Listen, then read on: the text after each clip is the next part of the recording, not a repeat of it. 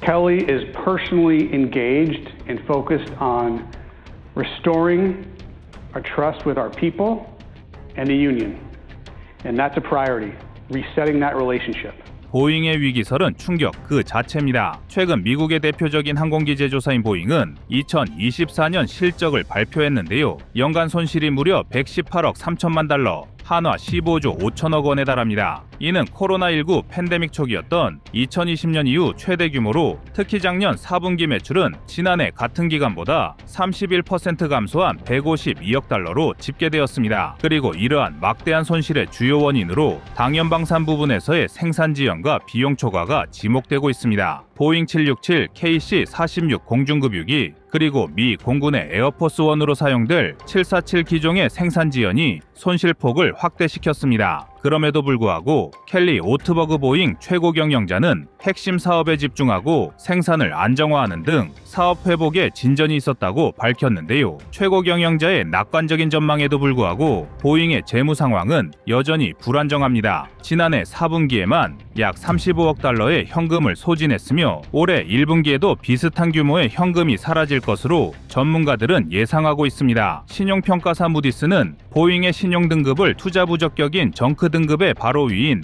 Baa3 등급으로 강등하고 등급 전망을 부정적으로 내린 바 있습니다. 이러한 상황에서 보잉의 낙관적인 태도는 현실과 동떨어져 보입니다. 막대한 손실과 생산 지연, 그리고 신용 등급 강등 등 여러 악재가 겹친 상황에서 단순한 낙관론만으로는 회복을 기대하기 어렵습니다. 결과론적인 분석이지만 애초에 한국산 훈련기를 도입하고 한국과의 협업을 진행했더라면 어땠을까 하는 주장이 힘을 얻고 있는데요. 실제로 미 의회를 중심으로 아직 대한민국과의 협력 논의가 늦지 않았다는 시각이 여전히 존재합니다. 그래서 준비했습니다. 오늘은 대한민국의 기회이자 미국의 위기, 보잉 부실에 대해 자세히 알아보겠습니다.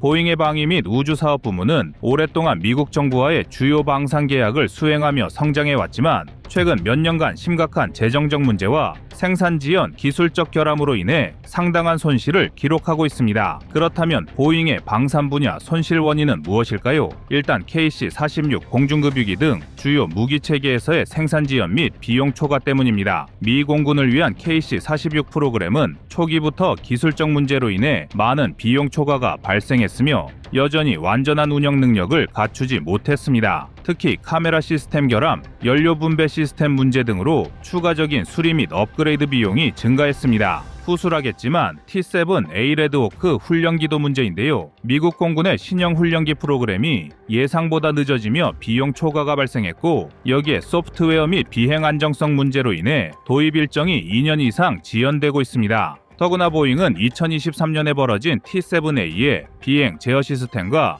비상 탈출 시스템 오류로 무려 13억 달러, 한화로 약 1조 7천억 원이 넘는 천문학적인 규모의 손실을 보았는데요. 사태의 심각성을 느낀 미국 회계감사원은 사고 이후 본격적으로 T-7A의 각종 결함에 대한 보고서를 작성했습니다. 회계감사원은 보고서를 통해 T-7A의 여러 결함을 언급하며 결론적으로 T-7A가 군의 작전 요구 성능을 충족하지 못한다고 결론 냈습니다. 미국 회계감사원이 이런 보고서를 제출했다는 건 사실상 T-7A 도입 선정 취소까지 염두에 두었다는 초강수인데요. 그런데 정말 놀랍게도 보잉이 강심장인지 미 정부가 본업을 소홀히 한 것인지 T-7A의 문제는 여전히 해결되지 않았습니다. 어떠한 원인조차 밝혀내지 못한 채 양산은 2025년 이후로 미뤄졌고 보잉은 미군의 피해는 외면한 채 자신들이 입은 경제적 손실을 운운하며 생떼를 부리고 있습니다. 더구나 보잉 MQ-25무인 공중급유기 프로젝트에서도 초기 개발 및 시제품 테스트 단계에서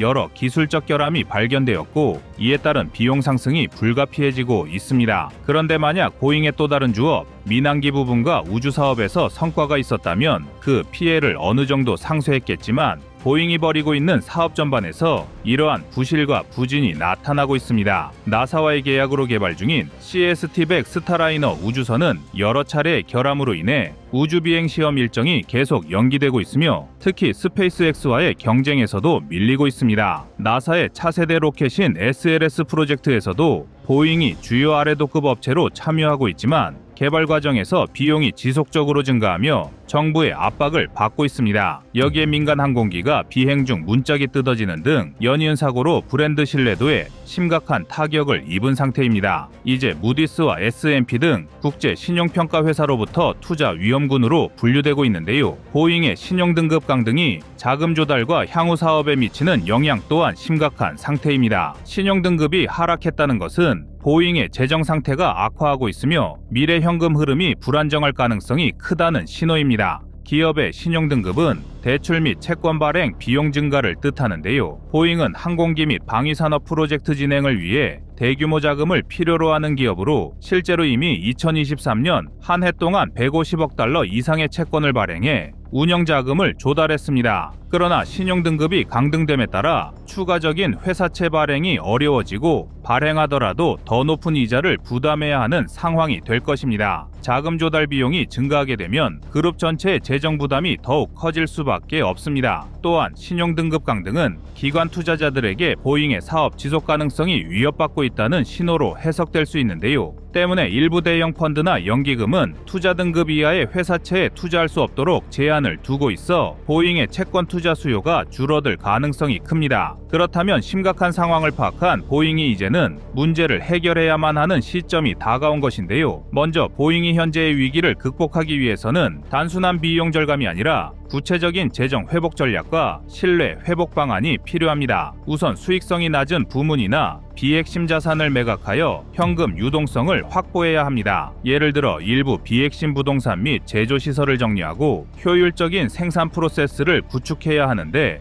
여기서 대한민국의 역할을 강조하는 금융과 방산 전문가들이 증가하고 있습니다. 미 정부가 대한민국 정부의 적극적인 협력을 강조하며 기존 방위산업 계약을 유지하고 투자자들에게 보다 구체적인 회복 계획을 제시해야 할 텐데요. 그러나 새로 부임한 보잉의 새 CEO는 근거 없는 자신감만을 강조하고 있습니다. 아직 보잉엔 5천억 달러 규모의 계약 수주 잔고가 남아있으며 보잉의 몰락을 미국 정부가 내버려 두지 않을 것이란 확신 때문입니다. 사실 보잉은 1년 매출 총액 100조 원 이상을 꾸준히 기록하는 대기업으로 20만 명에 가까운 직원까지 두고 있습니다. 이런 대기업의 위기에 정부가 손을 놓고 있을 수는 없습니다. 그동안 미 정부가 보잉에 퍼줬던 굵직굵직한 정책만 해도 엄청난데요. 과도한 금액으로 수주를 맡겨 일거리를 제공했을 뿐 아니라 부채 탕감과 대출 알선 각종 특혜를 몰아줬습니다. 그러나 보잉 CEO의 자신감과는 다르게 보잉의 계약 수주 잔고는 계속 줄어들고 있는데요. 한국 등 신흥 강자에게 방산 시장을 계속 빼앗기는 상황입니다. 정신을 못 차린 것은 그룹 수뇌부만이 아닙니다. 최근 보잉의 실적 부진은 노조 파업과 생산 중단, 그리고 보잉 노동자의 오랜 나태와 기강회의, 무엇보다 문제인식 부족이 오늘날의 결과를 만든 것입니다. 가령 보잉의 주력 항공기인 737과 787 기종은 항공업계에서 높은 수요를 유지하고 있지만 최근 생산 라인의 차질로 인해 적기 납품이 어려워지고 있습니다. 여기에 노조 파업이 장기화하며 내부 혼란이 가중되고 있으며 노동자와 회사 간의 갈등이 심화하는 양상입니다. 이는 보잉의 핵심 생산 라인이 안정적이지 않음을 보여주는 단적인 사례로 항공기 납품 지연으로 이어져 고객들의 불만과 신뢰 상실을 초래하고 있습니다. 이쯤 되니 친보잉으로 일관되던 미정가의 분위기도 서서히 바뀌고 있는데요. 올해로 예정된 T7A 레드워크의 양산이 또다시 연기된다면 중대한 결심을 할 가능성이 점점 더 커지고 있습니다. 세계 최강국과 미국이 정치적 이해관계와 국내 노동계의 눈치를 볼 시기는 이미 넘어섰고 국가안보를 걱정해야 할 처지가 된 것인데요. T7A와의 스펙 비교에서 오히려 월등한 대한민국의 TF50을 선택할 가능성이 커지는 것입니다. 먼저 T7A의 최대 속도는 마하 1.08로 예상되었지만 현재까지 측정된 최고 속도는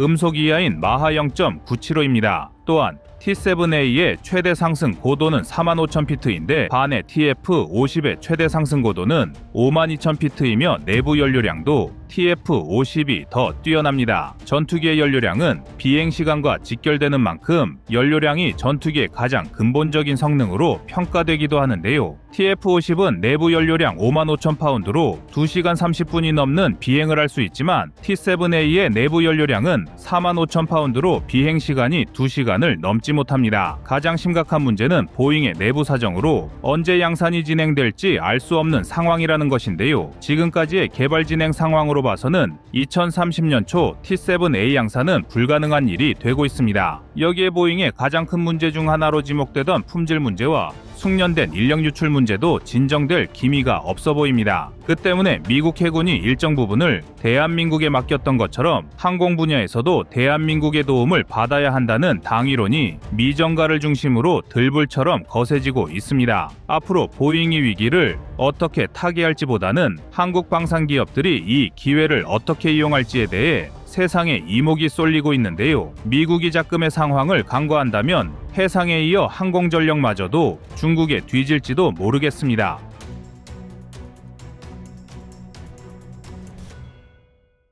다음은 25년 1월 23일 중남미 전투기 연합 영상입니다. 지금까지 중남미의 방산 시장은 다른 대륙에 비해 비주류 시장에 가까웠습니다. 러시아 우크라이나 전쟁이 발발하며 직간접적으로 전쟁에 휘말린 유럽이나 이전부터 군사 분쟁이 잦았던 중동 지역에 비하면 군사 분쟁이 잦고 군사 강국이 위치하지 않은 중남미 지역은 대규모 무기 도입이나 신식 무기 도입을 찾아보기 어려웠습니다. 특히 대당 수백억 원을 호가하는 전투기는 국방 예산이 작은 중남미 국가에서 함부로 도입할 수 없는 무기였으며 이로 인해 현재 중남미 국가들이 공군 전력은 상상 이상으로 심각한 노후화 문제를 가지고 있습니다. 중남미에서 가장 준수한 전력을 보유한 브라질은 스웨덴의 그리펜을 일부 도입하여 주력 전투기로 운용하고 있지만 여전히 상당수 전력은 개발된 지 수십 년이 지난 F5와 A1을 사용하고 있으며 중고 F16을 사들이고 있는 아르헨티나도 나머지 공군 전력은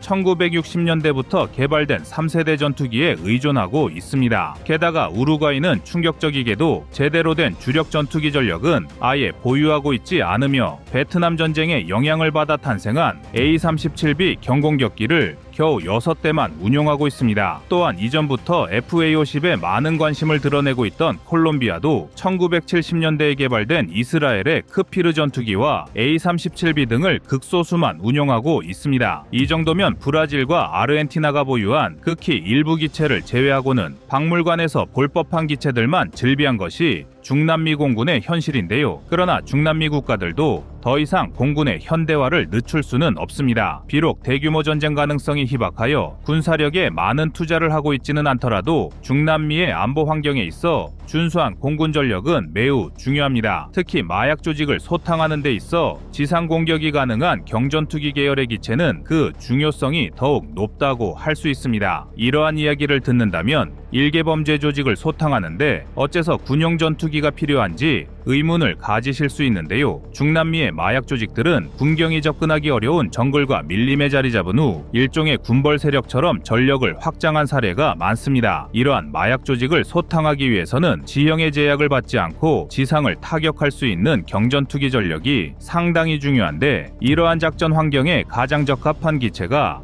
바로 FA-50입니다. FA-50은 F-16의 절반 수준에 가까운 매우 저렴한 가격임에도 불구하고 실전에서 성능이 검증된 기체입니다. 필리핀은 반군 소탕 과정에서 FA-50의 근접 항공 지원 능력이 매우 특출나다는 것을 입증했고 이러한 성과는 이후 다른 나라들의 FA-50이 추가로 수출되는 좋은 기회가 되었습니다. 여기에 더해 FA-50은 중소국가에서 공군의 주력 전력으로 활용하기에도 우수한 성능을 보유하고 있는데요. 우선 5.4톤에 육박하는 우수한 무장 탑재량은 중국이나 인도 등이 운용하는 경전투기보다 더 다양한 무장 체계를 탑재할 수 있습니다. FA-50은 공대공 미사일과 공대지 미사일을 모두 장착할 수 있어 전천 후 임무 수행이 가능하며 근접전에서는 그리펜 등의 4세대 이상급 전투기를 상대로 우위를 점할 정도로 뛰어난 기동성도 보유하고 있습니다. 그렇기 때문에 다른 전투기를 추가로 도입하기 어려운 중소국가들은 FA-50을 사실상 주력 전투기로 운용하는 경우도 쉽게 찾아볼 수 있습니다. 일례로 필리핀과 말레이시아 등은